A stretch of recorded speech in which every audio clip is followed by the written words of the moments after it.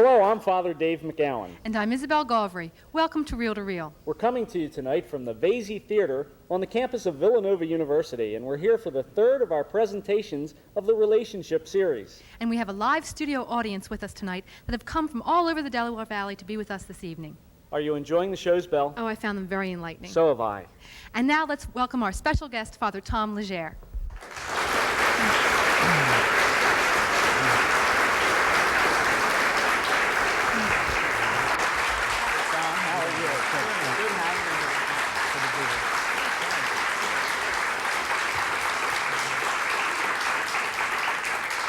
So what do you have in store for us?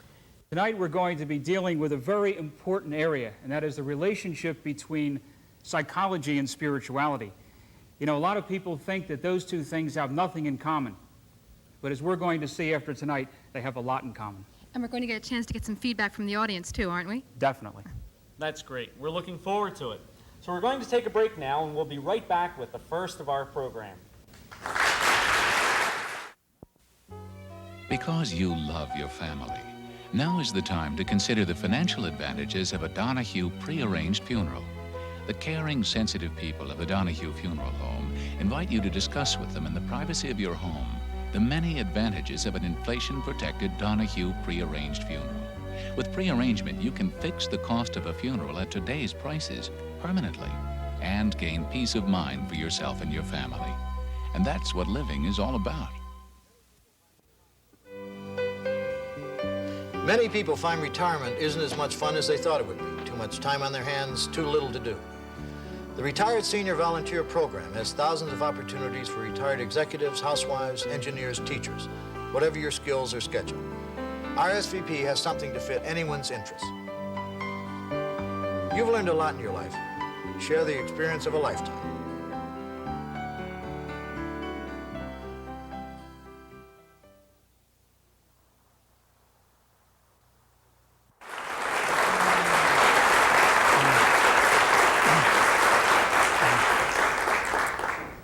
Greetings in the Lord. You know, for as long as anyone can remember, there has existed hostility between psychology and spirituality. The two have been in, as it were, opposing camps. There has been intolerance of psychology towards those who believe in spirituality and vice versa. Today, however, we're beginning to realize that there is only one reality in the world, seen from two different perspectives. And the very best thinking in psychology is open to the spiritual dimension. It makes sense, doesn't it? Because how can there be two separate realities? How can there be a psychological reality over here and then a spiritual reality over here? They have to be talking about the same thing, only in different terms. Now, to speak that way is not to be guilty of what is referred to as reductionism. You're not trying to explain away the Spirit. What you are trying to show, however, is that there is a necessary interrelationship between good mental health and good spiritual health. To me, that's a very important realization. I could never accept the fact that there was a psychological reality over here and a spiritual reality over here. They had to, in some way, be interrelated. I can remember back in 1976 when I was undergoing a real big spiritual crisis. At the time, frankly, I thought I was losing my mind. And that summer, by God's grace, I was enrolled in a course at Fordham University on the psychology of spirituality. And I can remember sitting there in the front row taking notes furiously. And after class one day, one of the students said, "Boy, you take the best notes." And I said, "Hey, for you, it's a course. For me, it's survival. I'm trying to figure out what the meaning of life is." And so for me to speak about this subject, this is something that has not just theoretical importance, but real practical importance. I think many people go through various struggles in which they question themselves, in which they undergo their own twists and turns of the spiritual journey. And sometimes they begin to wonder, am I losing my mind? What's really happening in me? And so tonight, I'd like to take a look at the interrelationship between psychology and spirituality. Now, to be sure, not all of the schools of psychology are open to spirituality. For example, we have one school of psychology referred to as behavioralism, and the foremost proponent of that school of psychology is somebody by the name of B.F. Skinner.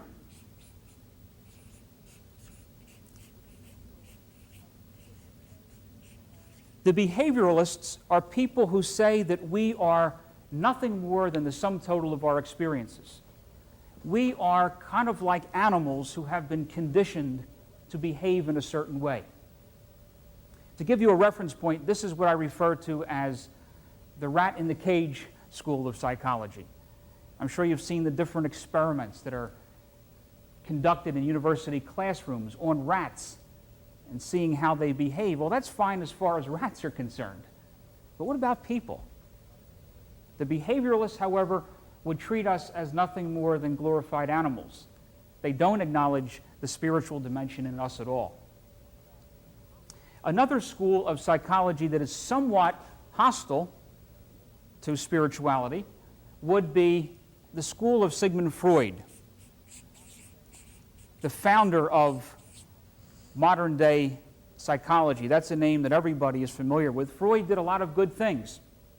He's the one who showed that the fact that dreams are the royal road to the unconscious.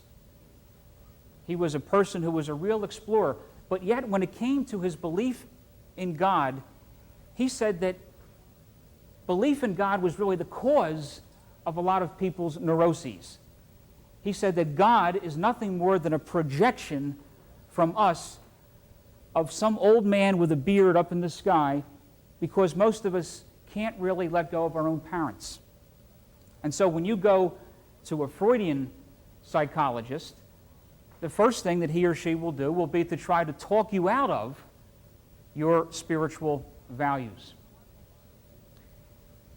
Now, luckily, there aren't a lot of real classical, pure Freudians around anymore.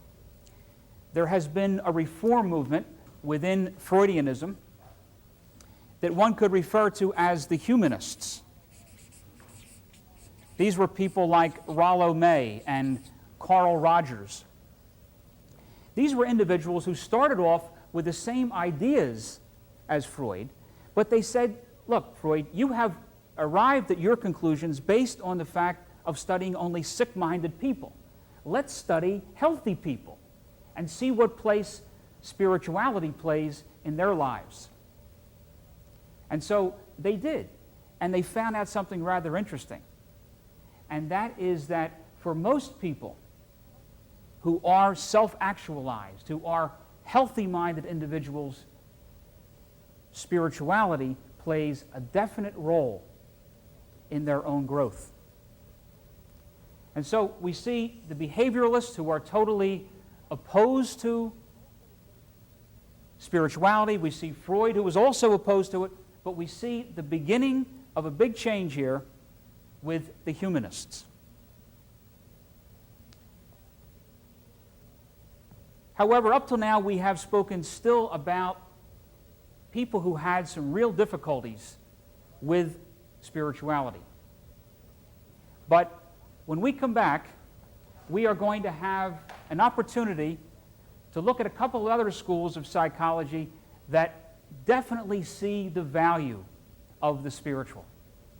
But before we do that, I know that Father Dave and Belle have something to tell us. Thanks, Father Tom. You're welcome. If you'd like a transcript of tonight's talk, Or if you would like tickets for future tapings, write to Reel, 222 North 17th Street, room 907, Philadelphia, Pennsylvania, 19103. we'll be right back.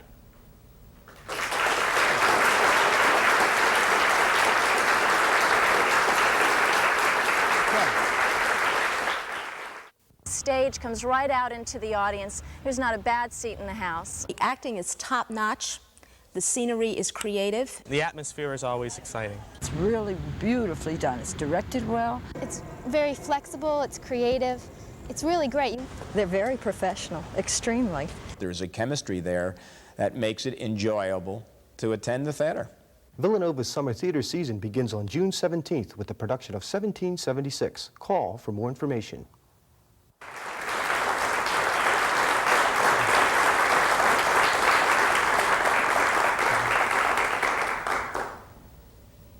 When we last spoke, we were mentioning the fact that not all of the schools of psychology are open to spirituality. We pointed specifically at the behavioralists and the Freudians. Now, if you go and look up a psychiatrist or a psychologist in the yellow pages, chances are one of them will be either a behavioralist or a Freudian. So it's important to find out where people are coming from when you are undergoing some kind of psychotherapy. The first school that began to experience some kind of openness to the spiritual then were the humanists, who said, even though we ourselves don't understand what this spirituality is all about, nevertheless, it does seem to be helping certain people. In addition, most of the healthy people that we have examined do seem to have some kind of a spiritual life, some kind of a spiritual basis. Now, we begin to really start coming together when we move to the fourth school I'd like to speak about, and that would be the school of Carl Jung. Jung was a disciple of Sigmund Freud. He was kind of the heir apparent to the thinking of Freud. But yet he broke with Freud. They had a very hostile parting of the ways because Jung was convinced that there is more to us than just the sum total of the experiences that happen to us from the moment we are born. Freud said that everything you are can be traced back to something that happened in your life. But Jung was a person who studied all the cultures of the world. He studied the different cultures of Africa and Asia and South America, as well as his native Europe. And he came to the conclusion that was considered startling at the time, that human beings are born with their minds not as a blank slate, but already containing certain inborn patterns. He referred to these patterns as archetypes, but that's not important. The important thing is this. He said that when we come into this world, we come in with a certain set of tapes, if you will, already programmed into our minds. Certain patterns that we need to learn to come to terms with if we are going to be psychologically healthy. One of those patterns that Jung said all people are born with is what he called the God pattern. He studied cultures all over the world, and he found that in every culture in the world, people have a belief in a higher power. They don't always call it God, they call it many different things. But the idea is the same, that there is some power greater than just the ego that's running this universe. And so Jung then developed his ideas to the point where he was certain that for people to have mental maturity and fullness, he was convinced they had to have some openness to God. Now, people pushed him on this, and they said, Dr. Jung, do you believe in God? And he didn't want to get into his own personal beliefs because he said, look, I've arrived at my conclusion as a psychologist. He said, I'm 75 years of age. I have examined people all my life. And I have at least come to this conclusion, and that is that you cannot be psychologically healthy and whole until you learn to act, and these are the key words, as if there is a God. Now, one could still say that that's kind of a weasel position. he doesn't really declare himself in a very forthright manner. Although it's very interesting because in the end of his life, he was interviewed by the BBC. And the interviewer asked him, "Dr. Jung, do you believe in God?" And he was sort of startled by the question. And he said, "No." He said, "I don't believe in God." He said, "I know God." He said, "You only believe in things you do not know." And so Jung himself, personally, was a believer. But the point he was trying to make is that as a psychologist, as a therapist, as a professional, he was absolutely convinced that one had to come to terms with this need for a higher power in one's life. If we don't, that still doesn't mean that we're not loved by God. It still doesn't mean that we're not beautiful people. But we're never going to be happy. We're never going to be at peace. There is a final school of psychology that, as it were, really comes out of the closet when it comes to one's belief in God, and that is the school of transpersonal psychologists. Transpersonal does not mean impersonal. Trans means beyond, across. The idea is that you cannot really become fully yourself until you go beyond yourself. What does that mean? It simply means that unless you go beyond your ego, unless you discover the higher power, unless you tap into the kingdom of heaven within you, you're never going to be happy. Now, the transpersonal school was founded, if you will, by a person by the name of Roberto Assagioli, who was an Italian psychologist, naturally. But in a sense, he didn't really found it.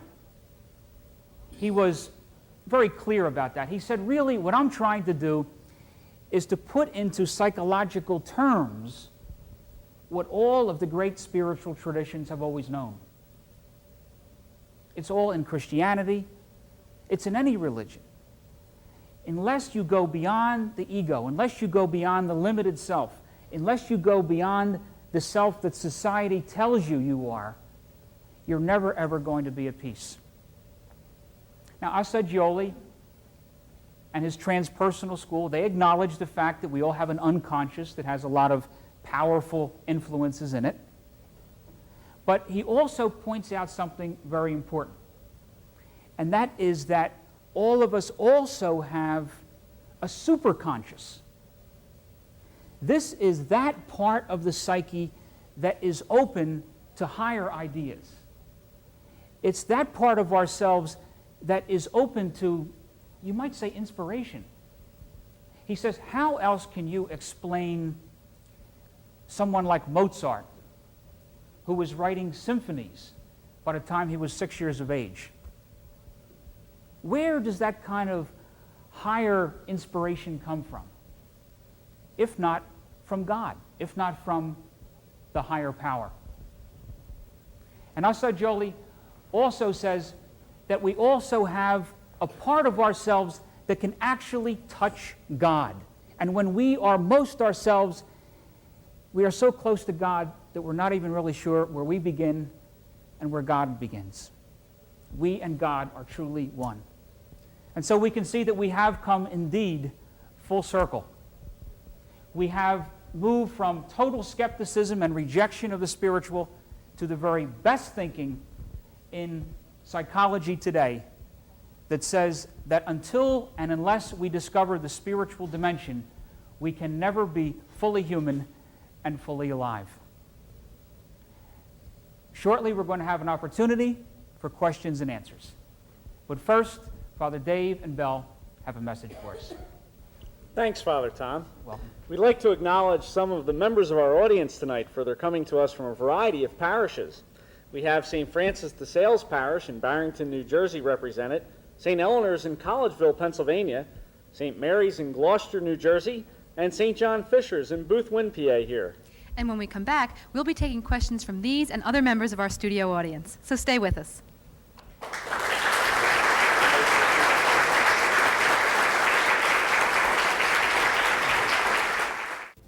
House of Charity can be found at work throughout South Jersey, wherever there is suffering and distress.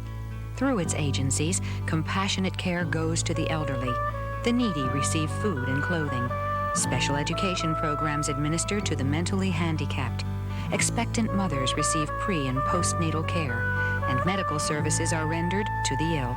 Support the House of Charity in South Jersey.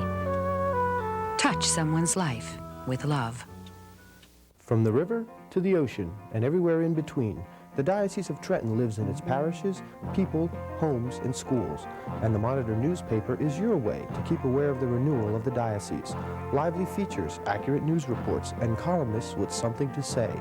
Read the Monitor to find out what's happening in your church, from around the world, throughout the diocese, in your parish, from the ocean to the river. To subscribe, call area code 609-586-7400.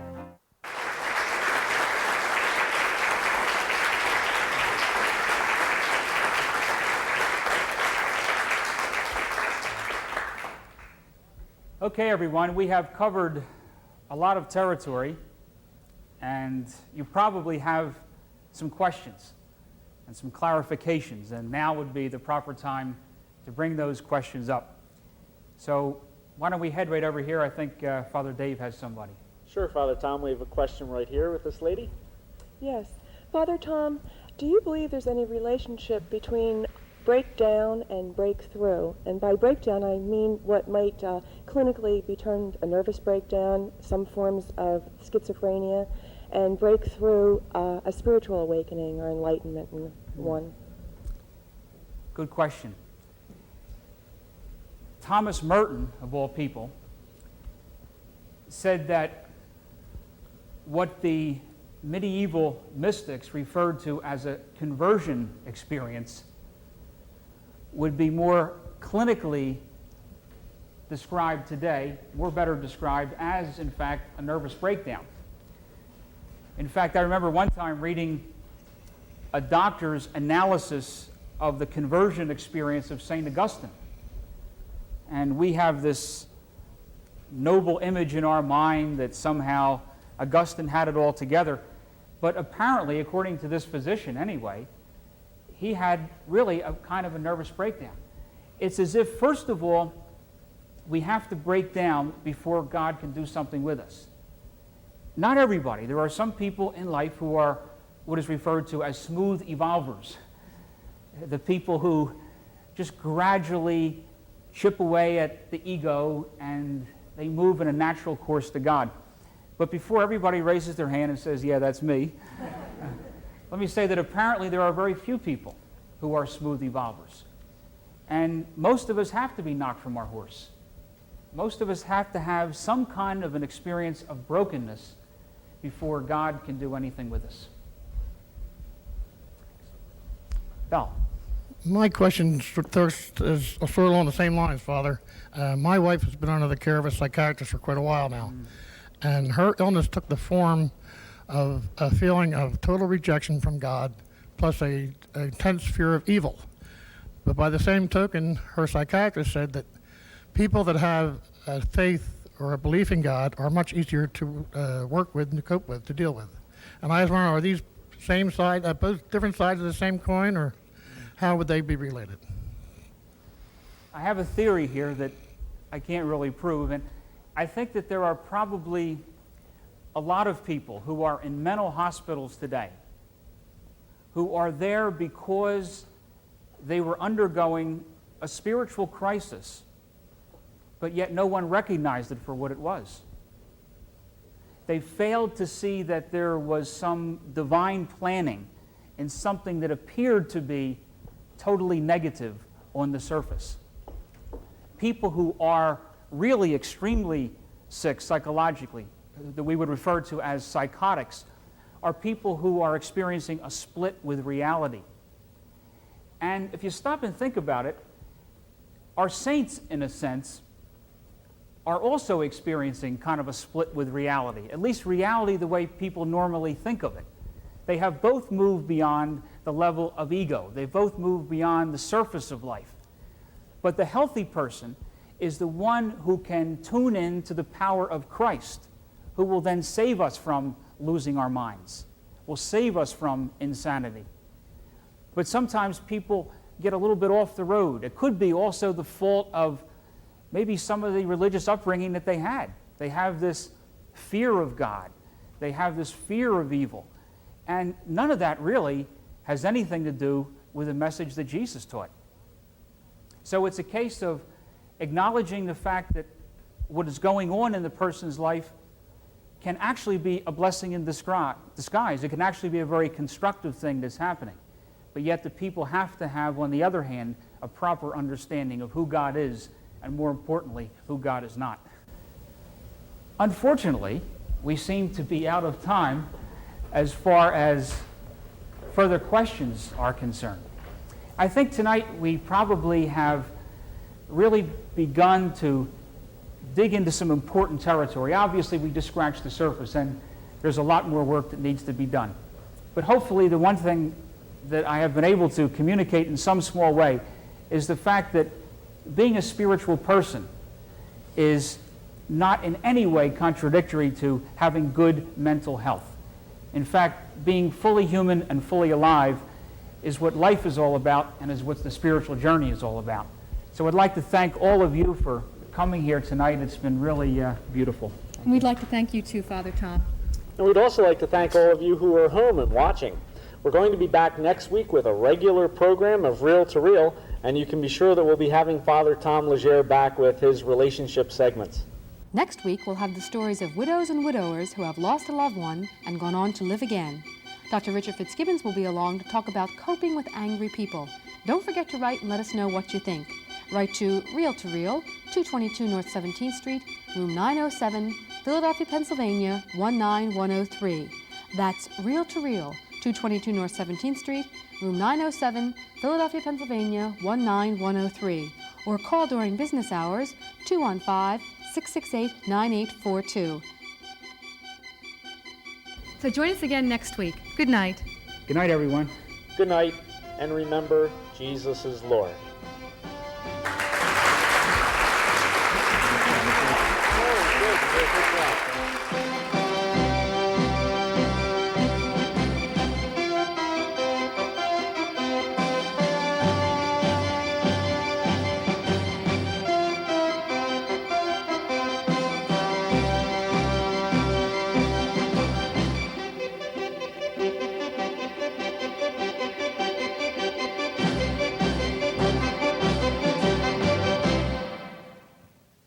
Travel arrangements for Reel to Reel by Atkinson and Mullen Travel of Media, PA.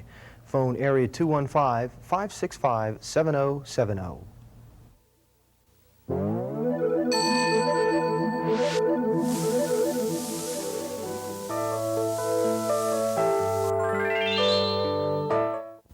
Last year, we had our first young adult charismatic retreat. 90 young people, 18 to 35, came to the Malvern Retreat House.